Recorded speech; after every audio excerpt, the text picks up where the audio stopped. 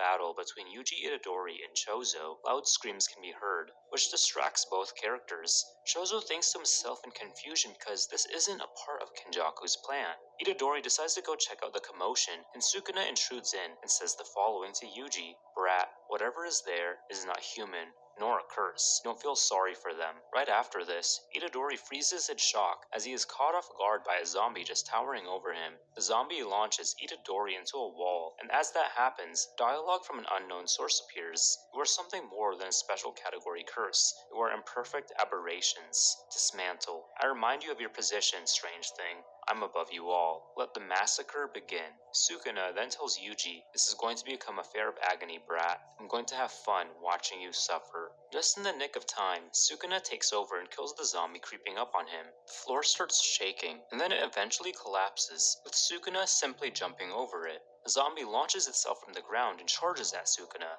As he dodges, Sukuna says these words: "Itadori, I want to see your stupid face from seeing so many people disfigured." Somehow, the zombie takes a bite of Sukuna, surprising him and leading him to chop off his arm. Sukuna's arm starts to regenerate, and as that happens, we get a monologue from him. "It took me a while to regenerate. I have a bad feeling about everything that's happening. For a moment, it felt like my blood was boiling in my arm. I doubt it can infect me, but I'm not going to risk it too much. This isn't just curses fighting spellcasters anymore. Now try to overlook this judgment without presentations." Ino? Itadori takes over and sees that the zombie Sukuna just killed was none other than his friend, Ino. "Are they already human?" Itadori says to himself. We switch to Nobara, who started hearing the screaming as well, and she gets caught off guard by what appears to be a zombified Kokichi, though I could be wrong on that. The zombie chases after Nobara, but she's luckily saved in time by Nanami. Nanami urges for her to run away as far as possible, as there is something going on with the sorcerers. His speech is interrupted by something he heard from the lower level. He urges for her to run away as he deals with a new anomaly. 10 p.m. comes and we skip to Nobara asking Nanami about what's happening. "Nobara, I don't know what's happening. Out of nowhere, some people and curses started attacking each other. Some sorcerers ended up dead, and others are killing each other. I suppose this is an unknown virus or something like that. That's why I'll tell you for the last time, get out of there." Meanwhile, with the strongest sorcerer, we switch to the perspective of Gojo. "I have to stop this. There are people attacking each other, and special grade curses as well. I have no option but to use my domain expansion. I'm sorry, I won't be able to save them all." He feels he has no other options left than to use his domain expansion.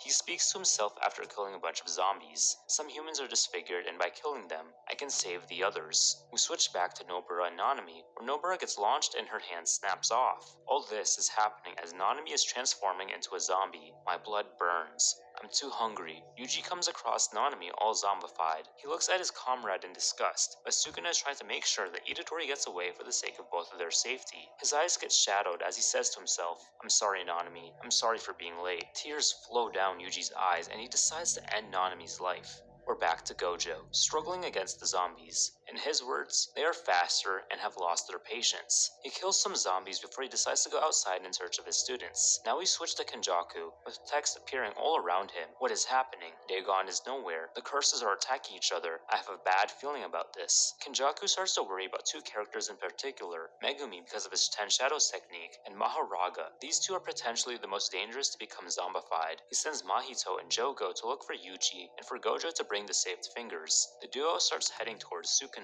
In the meantime, Chozo asks Kenjaku if they should help out, only for Kenjaku to say that they are strong. We see that Jogo gets dismembered as he fights a horde of zombies. He starts to beg for Mahito to unleash his domain expansion, which he does and kills a bunch of zombies. The clock reaches midnight and it starts to rain down on the two characters. "You're not interested in your life, right? I'm just having fun. Ah, how boring are you? Whatever, let's go, before more come." We see Kusakabe and Inumaki in a dark area, when all of a sudden, a cursed spirit appears. Next we see multiple shots all focused in on Maharaga. We then see Toji and Megumi, with a flashback of Megumi being bitten by Ino. No time to think, Maharaga. A segment plays out of Maharaga being summoned by Megumi. While that happens, the virus slowly starts to take over Megumi. A screen of text appears. Something was wrong. We then see a huge battle go on between Maharaga and Megumi, where Megumi bites Maharaga. More text appear. What the hell was I thinking? Toji jumps into the battle but just gets sent flying. I have no chance, the next screen of text says. Maharaga bites down on Toji's head, leaving him a deformed mess. We get another view of the result, but when we see Megumi, he thanks Maharaga for saving him.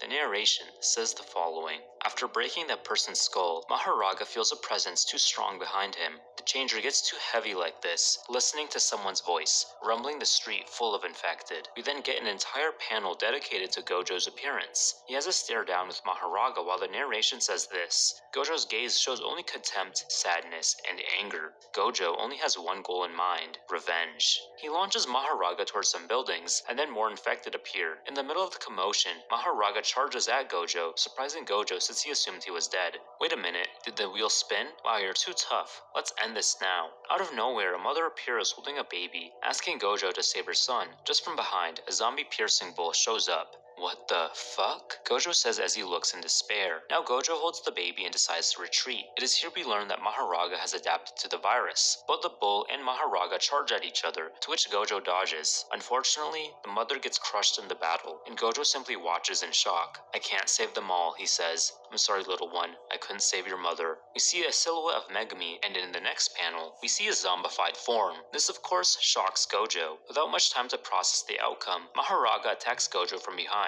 Gojo stares him down and punches Maharaga. Yuta appears and tells Megumi that he has to unfortunately kill him, but Megumi just teleports away. Gojo gives the baby to Yuta and tells him to get away so that Gojo can deal with the current threats. He then asks how strong Rika is, to which Yuta asks if the baby is his. With an embarrassed reaction, Gojo explains that he just rescued him. Gojo then decides to use his domain expansion, Unlimited Void, to fight Maharaga. Game over. I will finish you with one attack. Red and blue. Everyone is within Satoru's domain, but someone is looking out. Nue flies down among the dark skies. We get a closer look at Nue's face, which just looks so horrifying. Maharaga then attacks Gojo. Gojo's eyes give off a shocked expression, with him in disbelief saying the word shit. Panels of Gojo all bloody appear as Ui sneaks up onto Gojo, biting him. Gojo has now become infected. The narration in the next page explains what happens. Satoru Gojo uses the RCT at full power, but the virus was already in his brain, causing a severe stroke. After that, his technique began to weaken. Gojo's brain, affected by the virus, can't fully regenerate. In his weakened state, he thinks about his students. Yuji and Yuta pop into the scene to look for Gojo. Yuta takes on the Shikigami, while Itadori focuses on Gojo. Sukuna whispers to Yuji that Gojo is infected, but in the following panel, Gojo tells Yuji to not worry about him, and that it's dangerous there. He then insists Yuji to save the surrounding people. All of a sudden, Gojo yells for Yuji to run away as he gets attacked by zombified Ui. The following page talks about how Maharaga has adapted to infinity, with him creeping up on Itadori. Maharaga then knocks Yuji into the air. We get a perspective on Chozo, realizing that something is wrong, and he starts to realize that he has a brother. We're back to Gojo, where he slams Ui into the ground. After that, he starts to become aware of his surroundings, where he sees Mei under the rubble. Maharaga jumps onto Yuji, who's already beaten and bloodied up.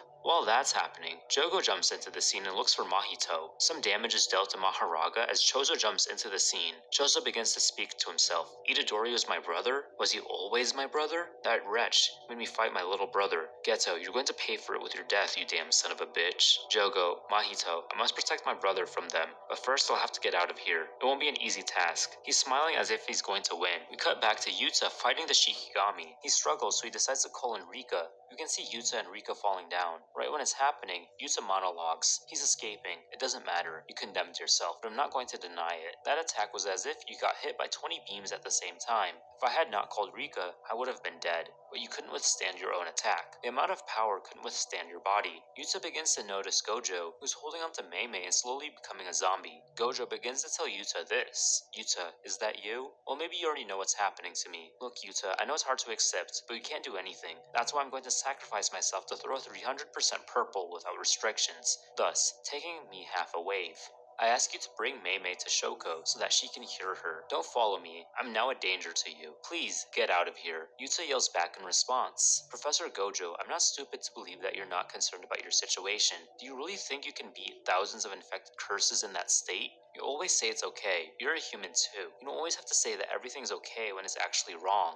I care about you. You are someone important to me. I don't care if you are the strongest. You are still a human with feelings. Gojo gives his response. I am the strongest. My duty is to save you and protect the weak, but it's too late to worry about me. Everyone saw me as a weapon. They never cared about how I felt. The only one who understood me is no longer here. I am dead to you now. Goodbye, Yuta. Forgive me. I failed you all. I'm going to fix this by sacrificing my life. I'm sorry. We cut back to Chozo fighting Maharaga, using his blood as a shield, though Maharaga lands a hit on him that sends him flying and makes Chozo lose his arms. Chozo reflects that he would have been killed if he hadn't made his shield. Maharaga jumps towards Chozo, and Chozo calls up Itadori. Right when Maharaga is about to land a killing blow, Gojo jumps in. The panels become blue as Gojo starts to use his ability. It's becoming more and more difficult to become mentally well. Little by little, I'm losing control of my body. I need to hurry up. Infinity no longer has the same power as before. Wait a moment, is Maharaga adapting? No, Infinity is weakening very fast. A look of worry shows up on Gojo's face. His consciousness starts to talk to him. You have a lot of work you must finish. They trust you. You have to save them. Get a look of him all scarred up before his consciousness talks to him more. You can still rise, Satoru. Your time has not come. Do it for the fallen, for your students, for me. Satoru Gojo, get up. Wake up, Satoru. We first see Gojo's battered body. Then his eye begins to glow. Gojo's body, in an attempt to live, being in a practically critical condition. Gojo Satoru's production of cursed energy, as well as adrenaline, reached an even higher point than it should. Now entering a state of absolute ecstasy, even greater than the one he had that time when he faced Toji Fushiguro. A short segment dedicated to Gojo's hollow purple starts to play out. 190%, 300%. I am the strongest today. Purple. The screen starts to flash white and we see multiple different perspectives. Is it serious? We then get another view of Gojo, seemingly woken up in a void. Satoru Gojo slowly rises.